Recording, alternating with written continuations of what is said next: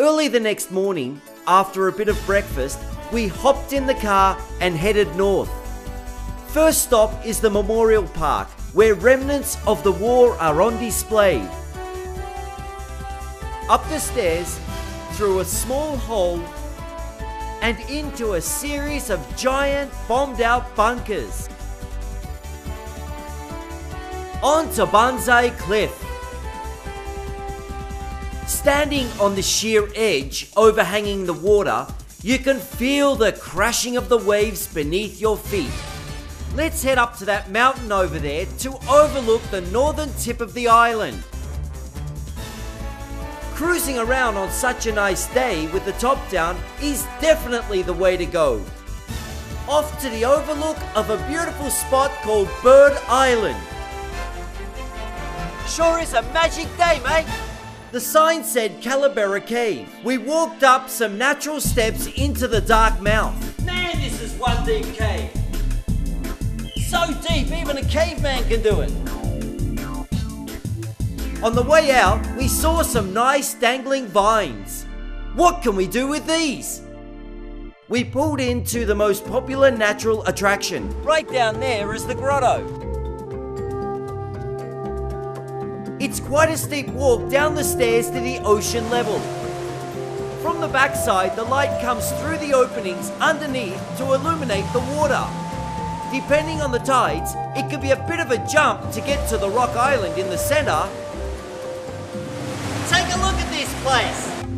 Now that I'm here, I can't pass up the opportunity to cool down. See you later, mate. After a refreshing dip, we cruised back to the main long stretch of white sand beach.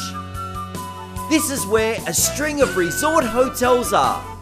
The pools and water parks are great for family fun. What perfect timing! They're getting ready to start the first heats of the 11th annual Micronesia Cup. The location of this event rotates between the three main islands in Micronesia: Palau, Guam and Saipan. Teams come from other places too: Hong Kong, Australia, Hawaii, Japan and Singapore. Paddling is an extremely rigorous sport. They've really trained hard for this. After a long day under the sun, it's time to head back to the hotel. They've got a great sunset barbecue here. The island show was very enjoyable. Especially exciting was the fire dance at the end.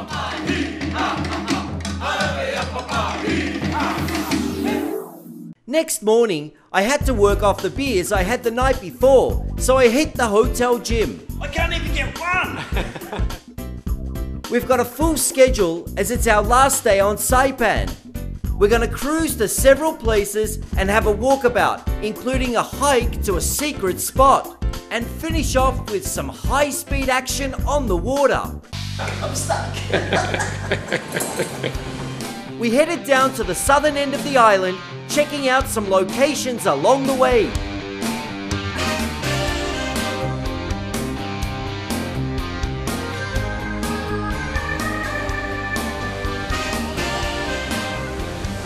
Just a few miles away is the island of Tinian. We spotted the Saipan Botanical Garden and thought we'd check it out. This place is huge, with rows of fruit trees, hundreds of different tropical flowers along natural paths weaving their way up the hill. Along the way were some impressive coloured concrete animal sculptures for children to climb on. Caught a big one here. Check out this treehouse. Man, I wish I had a place like this when I was a kid.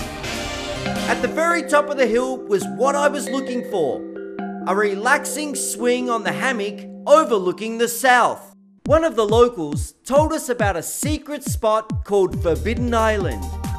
After quite a slog through the jungle, we came out of the dense thicket into a tall, grassy savanna overlooking the ocean. The most dangerous part of the trek was a narrow trail with a sharp drop one side straight into the ocean.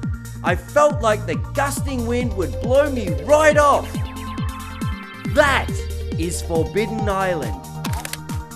At the very bottom, surrounded by jagged rocks, I had a refreshing swim in one of the crystal clear swimming holes.